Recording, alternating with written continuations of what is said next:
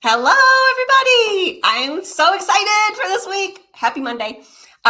So welcome to the Cackle. This is EntryPoint's weekly interview series where we highlight small businesses, startups, and people who are having an impact on communities across the Midwest. I'm Emily Heinz. I'm the founder and managing director of EntryPoint. At EntryPoint, we partner with economic development organizations and nonprofits to foster inclusive and vibrant communities across the Midwest through research and community-focused programming. And starting this week, I'm really pumped because we're doing a special edition of the Cackle featuring small businesses from across the Midwest. So every Monday at 10:30 a.m., in addition to our Wednesday episode, our regular Wednesday episode, we'll be featuring 3 Midwest-based small business owners who have positively impacted their communities and contributed to the vibrancy of their local economies. And we just want to take this opportunity to celebrate them, feature them, and for a bit of added fun, after each episode, viewers will have until Friday to either like or share the video, and then also vote to select one of the featured companies to receive $1,000 from us in support of their continued growth. So the selected business will be announced at the start of next week's episode. So it's super fun. In no way a major competition or anything like that, but we just want to really encourage everyone to share the video and get these businesses as much visibility as possible. And if you have a favorite local business or you're a small business owner yourself, super quick heads up, we are still accepting applications from companies who'd like to be featured on the show. So we'll put the link in the comments to give you more information about how to apply. And then we'd also like to take a minute to thank our sponsors, DTE Energy Foundation, Lightship Capital, Jobs Ohio, and a few other really good community partners across the Midwest. And we would also like to urge all viewers to really expand your definition of shopping local to doing business locally, and continue supporting local small businesses of all types in whatever ways you can as we emerge from the pandemic. It's really going to take years for many businesses to recover. So we just really want to emphasize that supporting your local small business community is more than just a holiday trend or about buying gifts. And just because we're kind of like the pandemic is subsiding doesn't mean that kind of all that good shop local energy needs to go away. We really need to focus on doing that over the next couple of years as well.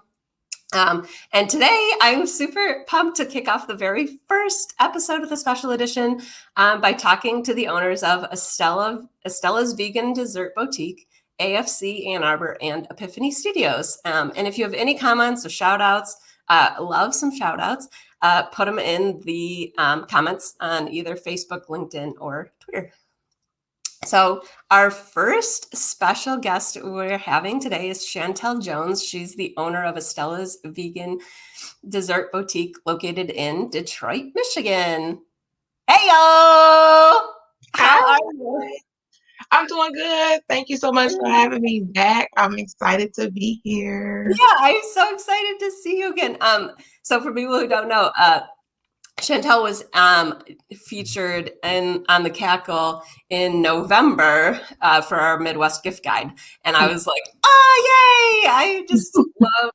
I love you so much and everything you do." So, okay, so for everybody else, Estella's Vegan Dessert Boutique is a small batch brewery in Detroit, founded by Chantele. The bakery is dedicated to offering customers a wide range of plant-based dishes that are both healthy and flavorful. And Estella's has a Southern style with a twist and is home of the vegan pound cake, which sounds so tasty. Thank you. Yes, we are a small batch vegan bakery opening up this fall in October in Grandmont Rosedale. So I'm super, super, super, super excited. Yeah, that's so cool. So tell a little bit more about your business. Why did you decide to start a business? When did you start it? Kind of how did you get the idea? Yeah, so I started originally as Be Delish Vegan Cuisine and Desserts back in 2010. Had a health scare, had to change my diet, started following a plant-based vegan diet, and was able to kind of self-heal my body. So fast forward to 2020, I decided to rebrand to naming my business after my grandmother, Estella. I felt like it shared more of the backstory of where I came from, why it is that I do what I do, not just me doing it. And so I feel like it gave much more meaning and representation of who I am. Um, Yeah.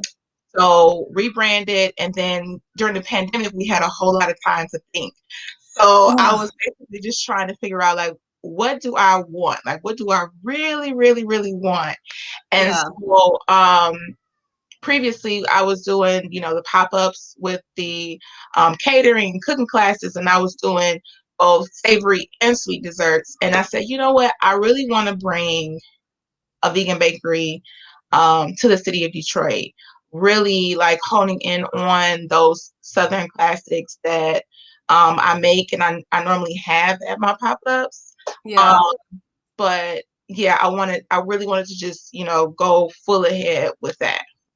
Yeah, that's so exciting because your pop-ups are so popular. Like for people that are not from the Detroit area, like I feel like it's like one of those things that anytime you like go to like an event or whatever and you guys are having one, people are always like, ah, so good, the best. Like I love Yeah, it. So it's so yeah, awesome that you're gonna be having a brick and mortar location now. So do yeah. you So know when you guys are opening, or is it like the whole thing of like going through the city to get like permits and like da da da da da? Is probably a big. so no, this is going to be it's in the um grandma workplace, the Grand River workplace. Oh, So they're awesome. giving me like a permanent, or not a permanent, a Yeah. more extended pop-up period. So I'll have my Oh, own awesome. front for 6 months, um, from October till March, where I can kind of like get a better feel. I really desire to be in the Grandma Rosedale neighborhood. So that's why I want to do pop up there. And then I will open up my permanent location in that neighborhood as well once some space becomes available. But this is just a 6 month pop up I'll be doing there. But I also will be starting with the farmers market in September. So I'll be in the Grandma Rosedale farmers market in September, Oh, then to kind of, awesome. like, hey, I'm coming Yeah. back, get the neighborhood all, made aware, and then we'll have our grand opening in October. Man, that seems like the perfect way to kind of like softly launch to kind of Yeah, like really get a feel for the market and like for the yeah, community there and all of that. Like that's yeah. awesome. I That's can, gonna be super cool. figure everything out, see what I want to do, what I don't want to do, what I need to change. Yeah, so I think it's the perfect opportunity. I'm so excited and thankful. Yeah. How has the last 18 months been? I think like that seems so smart that you kind of were like, how, like the way you approach it of like, how, like, what's my purpose and like, what is really fulfilling to me and things like that, that like you're really, I think that's like the greatness of entrepreneurship. But like, yeah, how Yeah. has it kind of been over the last 18 months for you? You know, I can't lie. That look says it. Like, Yeah, it's it's been like, like both.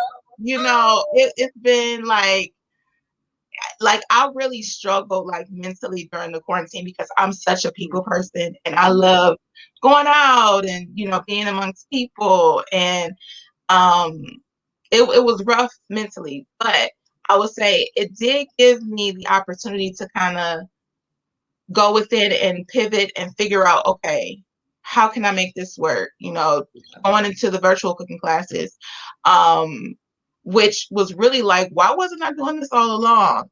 But it really gave me that time to figure that out, to test out different things, to see what I wanted. And then I was one of those people that had the what they say, COVID babies, or COVID pregnancy.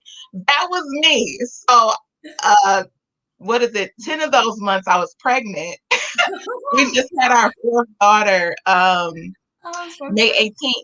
So another Oh, reason well, why I'm like congratulations. slowly, get back into things is because I'll be coming back off of maternity leave in September.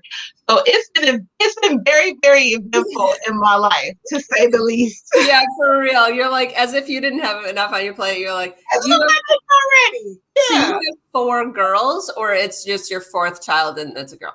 4 girls. Oh, It's so much fun over here. oh Yeah. my gosh. I just have two boys and they just like beat each other up all the time. Like they're both like very young. They're 2 and 4 and they both just like beat each other up all the time. But I always see pictures that my friends post of their girls who were like always like doing art or something. And I'm like, what the heck? Oh. They're just reading nicely. It just depends on the day over here. It could be World War III or it could be Kumbaya. It just really just depends on, how they woke up that day. That's so funny. That's so Yeah. cool. But yeah, like I feel like the look you gave in the beginning of like kind of, when people ask like, "Oh, how's the pandemic for you been?" And like just we talked to so many small business owners and like I'm a small business owner and I'm like, I'm losing my damn mind. Like, what are you Yeah. talking about?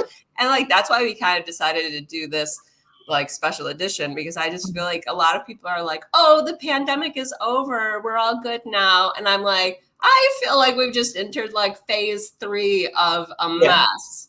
Yeah. Like, what? And so it's like kind of just like reminding people that it's like, yeah, like we need to like step on the gas and like continue supporting, like building on the momentum of like the support that people have had for small business owners and have been feeling well, like, small businesses over the last, 18 months. And I'm like, yeah, more of that. We need more. Yeah, because if you think about it, I mean, if major corporations and large businesses are going through, like, what do you think small business owners Yeah. are going through? Yeah, and I think small businesses are really what people think of when they're kind of like thinking of their local community. Like, where do they get together with their friends? Like, what do they do on the weekend? What things do they do with their kids? Like, when you're walking through your community, like that's the small businesses that really are the thing that like tie you to your neighborhood. So, like, I'm like, gosh, exactly. like, need to. And that's exactly what I love so much about Grandma Rosedale. And in the previous years, I did like pop-ups there and everything, but I really love their sense of community, like the events that they have. Everybody really cares about their neighborhood and about each other. I think it's beautiful. Yeah, I do really love that portion. So what's the best way to go for people like when you guys are like opened up and everything, like where do people go to buy food from you? Yeah, so during the pandemic, we also started shipping our baked goods. Oh, okay. So that was a new thing we added. So you can still go on our website at Estella, oh Lord, I'll put it in the comments too. www.stellascuisine.com. You can still do that. When we open in October, we'll still be doing the in-person and the shipping available. So for those who don't reside, nearby and can't stop by really quick, we'll still be doing the shipping. And then to stay updated in regards to the timeline of what we got going on and when everything is going to start happening, subscribe to our newsletter. You can do that on the website as well, and that'll just keep you updated in regards to what we have going on. Okay, cool. Yeah, we'll put the link to your website in the comments too, so then people can. Okay, cool. My brain sometimes to be like, wait, what? I know. Whenever people are like, you get like asked a question offhand that you should just know, and you're like, you know what comes to it, I'm not really certain. Exactly. Yeah, this like, mommy I brain have has 4 been children really. in a small business. I can't. Yeah. Rely on to recall these small facts. Right.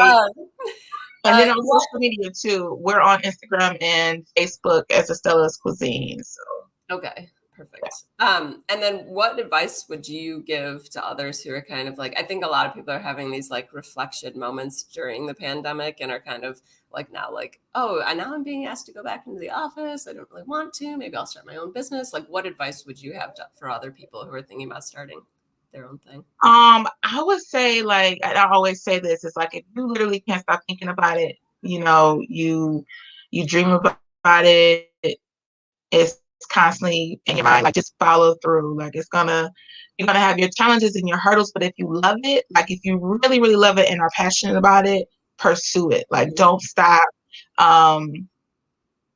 Just don't stop. Keep going. Yeah, that is really good. That is like, and I And think now that's is what the you need because time. yeah, Like like, I feel like now is the time of entrepreneurship. Yeah, I Like, agree. Like we do like a lot of like entrepreneurship research. Obviously, that's like what we do. And I was like, by the way, in addition to hosting a TV show, I do that. Yeah. So the But we noticed like a lot in 2009, so many businesses that are now like these like really huge success stories were started. And then it's like, and in 2008, everybody knows there was like this huge recession, and a lot of people were either like laid off or were like in jobs where they're now doing four people's jobs and are kind of like, Yeah, what can I, like I can't continue doing this, and had this like idea percolating. It started the business in 2009, and now we're like, huge success stories. So like, I definitely think that we'll see that again. I'm like really interested to see what happens in 2022. I'm like, absolutely. Yeah. why do you feel like it's so important for people to be shopping local? I feel like it's good when we can circulate, especially in the African American community. I feel like it's very important to circulate our dollars and support each other, uplift each other. Mm-hmm. Um, I just feel like it builds our community. It builds our Yeah, community. Um, and we can come together and provide more resources and just keep each other afloat. I yeah. think that's really, really important I think that to is look like out.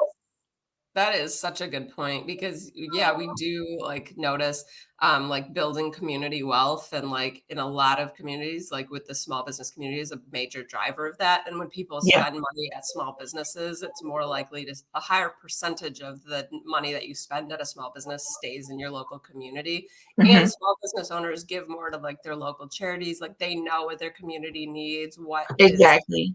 who the organizations are, things like that. It's not like, and then when you look at like Amazon, if you actually spend money at Amazon, it like has an impact of like reducing the number of jobs in your local community, because you're kind of taking that money out of your community completely. So Yeah. like, yeah, so we do like a lot of analysis on that, and then that's partially why we're like big on shopping local, because like you're not only building local community wealth, but you're also building local jobs and like local community and like all these things. So it's like, don't buy an Amazon, people. You're ruining everything in our Yeah. lives. I don't know if you've seen, like, it was a post that went viral. It was like, when you shop with a small business, you're paying for a little girl's ballet, or you Oh know, yeah. like, and that's the realest thing I ever read, because it's so true. You are This thing I literally ever read. paying for my daughter's gymnastics, or Yeah. Yeah. somebody's going to summer camp. Yeah, You know? and entrepreneurs are really creating their Yeah. own jobs, and most small business owners live in the same exact community as their business. So it's like Yeah. you are directly supporting your neighbors in like building something that's good for your community, and like Yeah. it's like right there. You're not like, you know, Amazon is the worst. They would never sponsor the Cackle. I can see Molly down there. She's off screen just being like, stop talking about Amazon. um, Yeah. cool. Okay. So thank you so much for joining. And just a reminder, like everyone can share this video so that more people can learn more about Stellas and see Chantele. And then also Yeah. you can, so like, share, and then vote. There's the link in the comments. So I'm Thank so excited to see you again, you. and I'm really excited to like visit you when you're in your new spot. Thank you. Thank you so much for having me. I really appreciate you. Yay. Okay, talk to you soon. Bye. Yay. So we'll put the link for Estella's Vegan Dessert Boutique in the comments. And we would now like to welcome our next guest, Bilal Saeed, who is the owner of AFC Ann Arbor, located in Ann Arbor, Michigan, That's obviously. right. How are you? I'm great. Thanks for having me. Were you aware, before we start talking, were you aware that I used to nanny for one of your co-founders? Like Jamie briefly mentioned that, and I was like, what? Like that's the connection to this, because he's like, hey, I'm applying for this thing, and I said, all right, sounds good. And he's like, by the way, I know Emily, and I follow, I think, you on LinkedIn or something. So I've caught a show previously. My friend's wife, Intisar, was on the Cackle. Oh yeah, awesome. Yeah, I love her. Husband Rashid. So Yeah, I'm like huge Browndages fan. Like I'm always like, oh my gosh! Everyone can go back and check out that episode, but also go to browndages.com. Shout out Brown. Yes, it's so great. I love them. That's so cool. I like that. We're like friends of friends. So for everybody else who's not in our immediate friend circle now, is AFC Ann Arbor is the semi-professional soccer club in Ann Arbor. It was founded in 2014. Their men's team competes in the USL League Two. Their women's team competes in the United Women's Soccer League. It's like a great local soccer club. So give us like a little bit of background on it. I was in marching band and never played any sports, so I know like next to nothing about soccer. Yeah, no, that's one of the cool things I think about soccer, is that it's much more of a communal like organization and event rather than, it's all soccer all the time. Yeah. So it's like people don't come to our games or are part of our organization only for the soccer. They're a part of it because we're like, we have a bigger position in the community, which really represents this communal aspect. So a lot of people get to know soccer through our club, actually, which is kind of cool.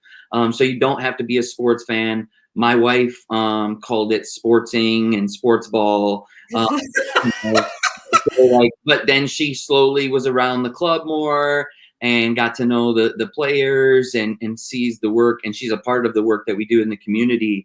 And she's like, this isn't what I thought of, when I think of sports. So, and specifically what we mean by that is like, we play maybe 10 to 15 home matches a year. And so like, think about that in a calendar year, right? You got to fill, if you're a business, you got work to do the rest of the year. So really we are a community organization that really works on using soccer to, provide opportunities to young kids through education, fitness, nutrition, just things like that.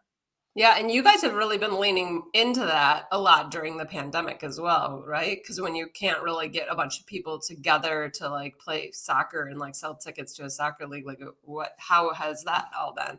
Yeah, it hasn't necessarily, functioned well from a fiscal standpoint, right? Like, we're still, like every small business, we're being as creative as we can. But our community work, which is not a revenue stream, it's more of like a priority for us.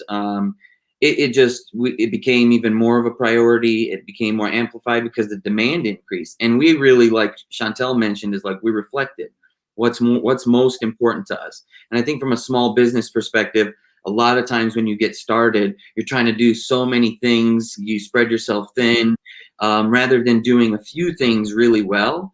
And so I think like what we do, we have been doing a lot of community focused things and community activations revolved around summer feeding for kids, revolved around introducing the game of soccer to underprivileged communities. So we leaned into that, like you said, and we just said, the demand has increased, 10 times at least. What can we do to help make sure that people are getting their food right now and getting access to other things? And now that we're slowly kind of getting back into the mix, how can we get kids active again, and start to understand things in a new light to like, what does our community really need? Yeah. Why did you and your co-founders like decide to start a soccer league club? Yeah. So Jamie, who started it, right? So he's the original founder, and I think he started it because he loves the game of soccer and he understood what a soccer club means to a community, and he loves Ann Arbor as a community. And he's an Ohio State guy, so I know, yeah. for an Ohio State person to love Ann Arbor, really what that says is like this community is quite special. They're willing to overlook something, and I think the parts he loves about it is what you mentioned, how there's a lot of small businesses here. Those small businesses look out for the nonprofits that really, the ones that really look out for the community needs. Like we're all really intertwined working together. And so I think Jamie saw that like there was a need for that, and a demand for it. And my background is sports marketing. So I just saw a great opportunity to get involved in the community that I care a ton about. And yeah, just kind of hit the ground running from there. Yeah, that's great. Yeah, it is funny because he is actually like an Ohio State fan. Like he's not like one of those people that's like, oh yeah, I just grew up in Ohio and now I live here and I went to school at University of Michigan or something. He's like a actual Ohio State fan, but he like loves Ann Arbor. I live in Ann Arbor also, and so like I totally agree that the community is like this such a great like close knit community that like outside of the university. I went to Michigan State, so I'm also. That's the thing. I went to Eastern. Jamie went to Ohio State. You went to MSU. Like, we're a sports organization that you can root for and have community pride in without feeling, collegiate allegiance. Yeah, that's true. And so how like you guys weren't able to run like have games. Like, how do you feel like it's kind of been then for the soccer portion? Are you guys kicking up more games like this next season, or like how has that gone? Yeah, we just had to be patient. I think, we have some good sponsors that have stood by us and helped support us through tough times. Shout out Bank of Ann Arbor, who's really come through for us, and Milk Means More. They've really understood that even though we're not having what would be our core business functioning, we're still doing everything that goes along with that, and so we're still making the impact that we would have made, if not bigger. So that's been interesting. We've like Chantele was saying, like, oh, she's doing online orders again, because of the pandemic, and I think a lot of us are really reflecting in sports revenue, right? Like, ticketing was such a huge part of that component for so long, and events in general. But now people are really reflecting in how can we engage that digital audience to drive new revenues? How can we tap into sponsors in more creative ways? So we've also had to kind of reflect and be creative, which is a little tougher because you're limited in what your revenue streams are. Yeah, yeah. Where do people go, like, now that you guys are going to be starting games up again? Like, where do people go to buy tickets and Yeah, schedule? we'll be playing again next summer. But we've got a lot of stuff going on. So if you want to keep up with what we're doing, like, I'm running a clinic in Detroit later today. We've got a few more clinics later this week, all free, based around summer feeding.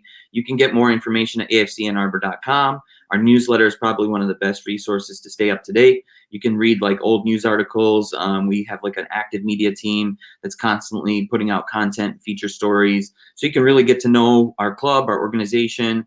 Like, it's hard to just call it a sports team because, one, we have a women's club and a men's club. We have two teams, and we're really, really community focused. So I really say we're more of like a community organization. Yeah, that's great. And I think that's like too, when we decided to kind of do this special edition, people were like, so is it just like retail, or like who is it? And I'm like, it's like we kind of were saying, like, it's not shop local, it's like doing business locally, like, because there's all these types of organizations that are like really enriching local communities that you have like the AFC Ann Arbor, you have like the Stellas vegan cuisine, you have like Epiphany Glasses on later, like you have your local dentist, you have your local accountant, like all of these groups and types of organizations that really like build out our communities. Sorry, I've had a cold for like 100 years now. Oh, I hope. Well, luckily it's not during like the thick of the pandemic where everyone's like, oh no, does she have it?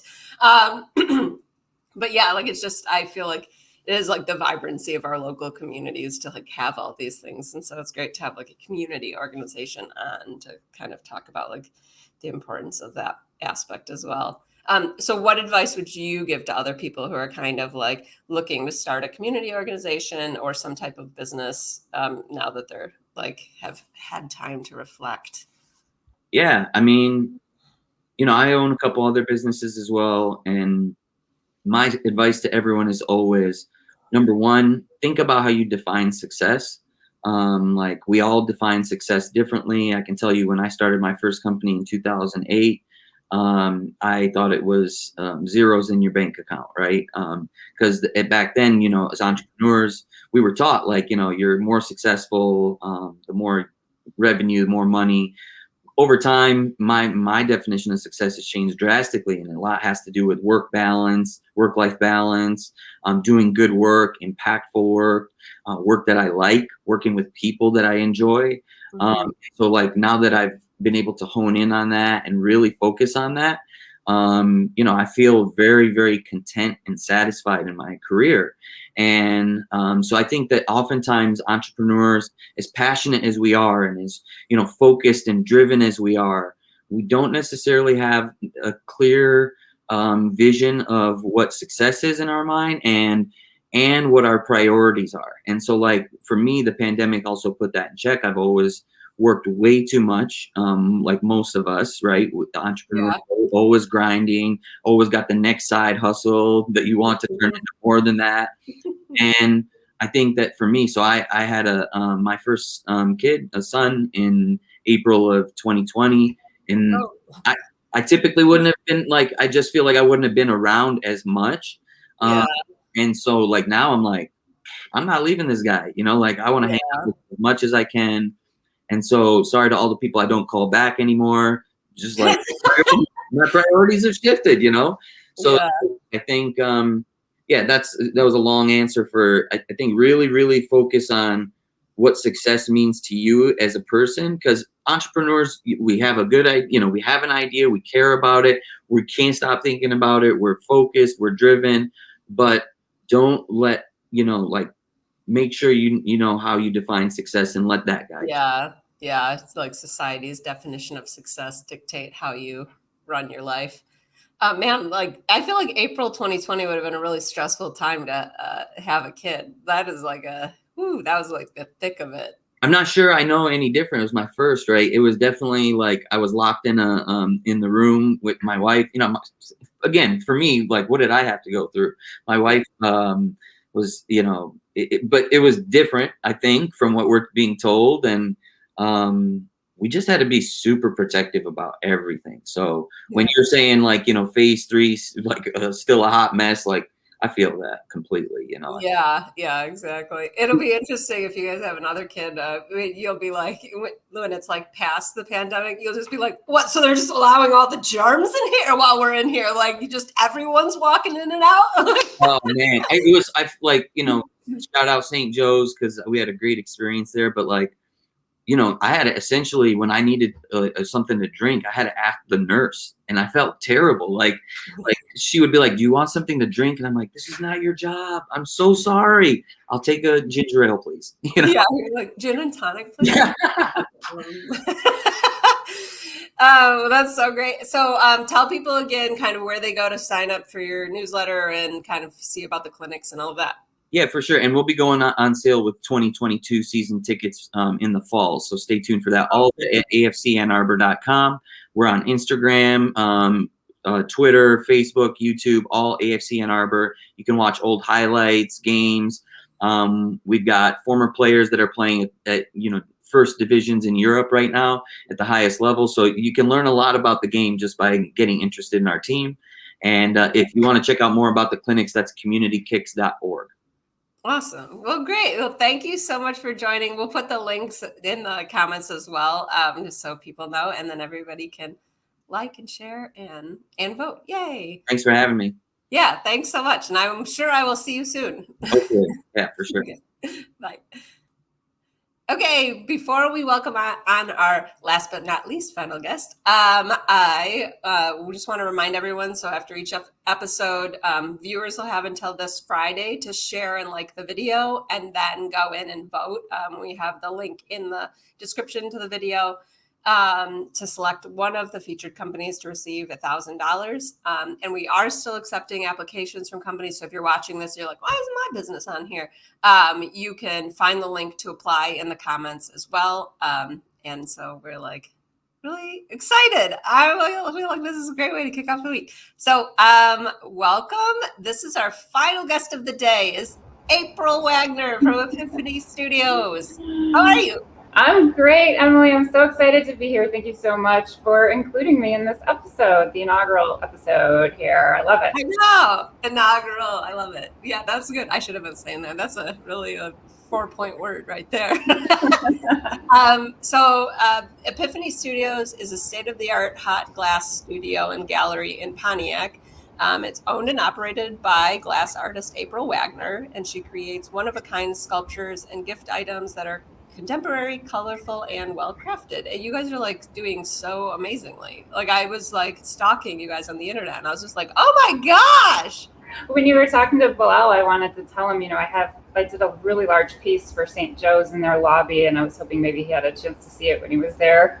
Bilal, I'm bringing you up. Warning. Did you see it? I've been in that lobby a ton for other stuff too. I know exactly what piece you're talking about. That's real. Yeah. So congratulations on your baby. That's so exciting. I'm gonna take a selfie next to that the piece next time, and I'll tag you on Instagram. Love it. Thank you. Okay. I'll see you later. I just had to make that little connection there. I was like, warning, I'm bringing you up.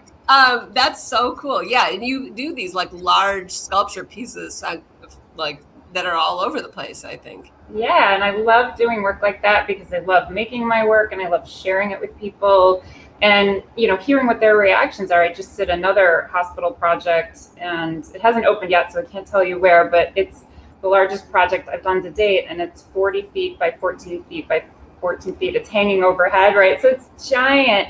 And I was there last week for one of the receptions, and just listening to people, like, they were like, this is breathtaking. This is monumental. It was really, that's like why I make art. That's what I want to communicate with people. So having the opportunity to do that is just fabulous. Man, okay. I have so many questions. So how did you get into, like, I feel like hot glass is like, what is the art called? Hot glass sculpting? Yeah, sure. Glass blowing. Glass blowing. There you go. I was like, how did you get into that? I always knew I was going to be an artist. Like from a young age, I was that weird creative kid who was always off in the corner doing something strange and odd. So, I was really lucky. My parents sent me to Interlochen for high school. Oh. It's mostly known as a music school, but they also have a visual arts program. So when I was there, I studied ceramics. They didn't have a glass program because I really like making things. Like I'm not much for painting and drawing. I'm really more into three-dimensional, creating it by hand kind of feeling. So when I got to college, I took a glass class, and it legit was like love at first sight. I never went back to doing ceramics. I just really honed in. I changed schools. I was really motivated to make this work. And one of the upsides / downsides is that when you're making work, you then have a lot of work. So starting my business right out of school was a natural progression of going to art fairs, seeing what people liked, talking to people about it, traveling all around. So yeah, it's been really a wild ride, especially after, last year and how crazy that was. Yeah. But I can't wait to get to work every day. I love doing this. That's so cool. How do you do a thing that when it's like 14 feet wide and like all, how do you do that? So questions from the professional hostess. I wish I could show you a picture, but I can't yet. We'll post it on our social in a couple of weeks once the hospital opens. But this piece is hanging from the ceiling. So I installed a really large grid on the ceiling, and then I used these really small stainless steel cables. The glass in this instance, instead of being blown, is solid, and it looks almost like noodles or ribbons that were anywhere from 24 inches to maybe 36 inches. And I take about in this instance, 225 of those and hang them in various patterns and layouts. So it almost looks like water currents or birds flying through the air. It's really organic and abstract, but obviously related to nature. It's in different shades of blue. Yeah. Oh, cool. How, so I assume you went to art school. Like when you went to school, you went to art school. Yeah, I have a bachelor's of fine arts in glass. Specifically, I went to the College for Creative Studies in Detroit, which is actually the only accredited program in Michigan. Like you can't go to U of M or State to get a degree in glass. And wanted to continue making my work, which is super studio based, right? It's not like a painter who can take their canvas and paints and go paint anywhere. You have to make this work with very specific equipment. So spent a couple of years traveling around, building up some money, and then bought a building here in Pontiac and started building the studio, which took 3 years. The equipment is all handmade. It was specially made for us by a company in Seattle. And I'm excited actually to announce we've been in the studio, whatever that is, 25 years now, and we've outgrown the space, but instead of moving, we are adding an addition, a 2,600 square foot extra building that will be open to 26 feet, and I will be able to construct these larger scale projects in that facility then. Oh, yay! Yeah, really exciting. So exciting. Are you from Pontiac originally?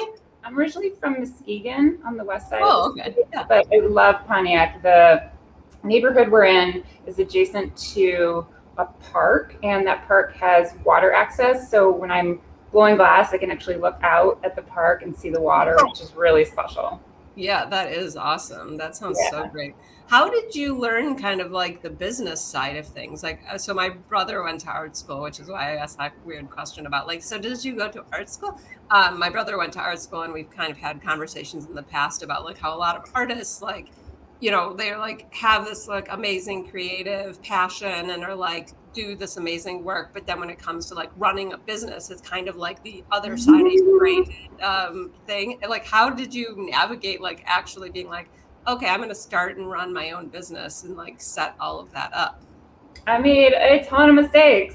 Trial and error, and you know, they don't teach you that in art school. They don't teach you how to be, you know, a salesperson or an accountant. Like, you actually go to art school because you don't want to do any of that stuff, right? You want to stay as far away from that as you can. So in the beginning, it was just kind of figuring it out. And then also, you know, talking to people who were smarter than I was, right? Like my clients who run their own businesses, like, hey, how do you do this thing? And then gleaning whatever information I could from them. But I think the most important part of that process is not giving up, right? Like, you are going to run into challenges, and those challenges are either going to stop you and you're going to pivot and keep going forward, or they're going to stop you and you're going to pivot and go completely into a different field. And I think for artists, because we're so sensitive, it's easy to get distracted. It's difficult to make a living selling art. So usually people have to have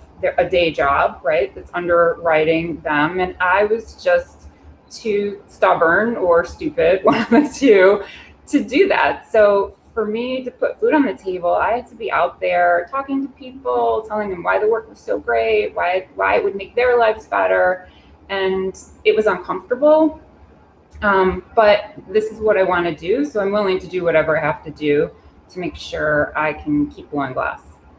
Yeah, that is, that seems like what Chantele was saying also from Stellas. She was like kind of talking about just like, you know, if you're super passionate about what you're doing and you love it and you want to just do it every day, then just like kind of go for it. And there's twists and turns. Certainly the last 18 months have been filled with twisted turns.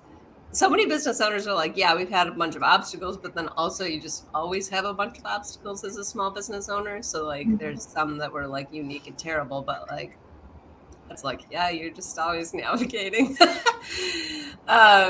So what's the best way for people to go to purchase products from you? Do you do mostly just commission work, or is it like, can they go into the store and kind of like pick out pieces? I feel like there's like such beautiful pieces behind you.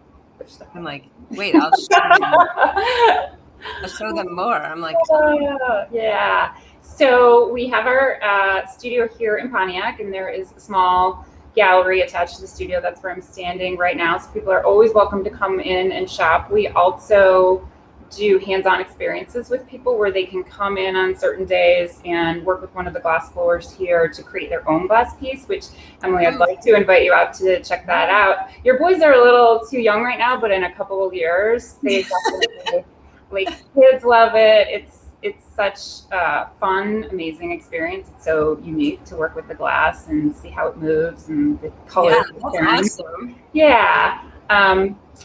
We also have our website, epiphanyglass.com. People can shop in our web store, and we have a gallery downtown, which is in the Max Fisher building where the DSO plays, but they are not currently open to the public because of COVID. So that gallery has been shut since March, but we are really hopeful that it will open in September when the season kicks up for the symphony again. Yeah. Oh, that's cool. Oh, that's like a very like fancy, like see the symphony and buy some. I know, right? And the music's I really would good there. drink tea with a pinky up after that. I feel like that sounds very fancy. You're also getting like so much love on social media. Yay! Like It's because I went last and everybody's like awake now and they yeah, they're like jazzed up. Trish DeWalds is like doing this.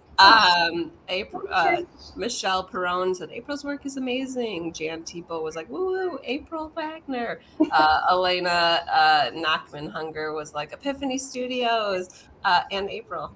Do you like how I'm doing all the emojis also? It's a really full service show we got here. Like, you're a great hostess, so she's so excited that the studio is expanding. She can't wait to see everything unfold. And Trish DeWald was like, yeah, it's going to be so amazing. So that's so fun. Everyone's like, loves you. So this is so great. Why do you feel like it's so important for people to be shopping local? because that's where the flavor is. Like, I don't travel to see the same old stuff, right? Like, I'm not going to McDonald's when I'm traveling. I want to see what's local, what's exciting and makes the community unique and interesting. And especially the art. Like, I don't want to get art from Target and, Home Goods. I want to buy from the artist and see what this, because in different areas the art looks totally different, and I think that is why people travel, right, to see different things.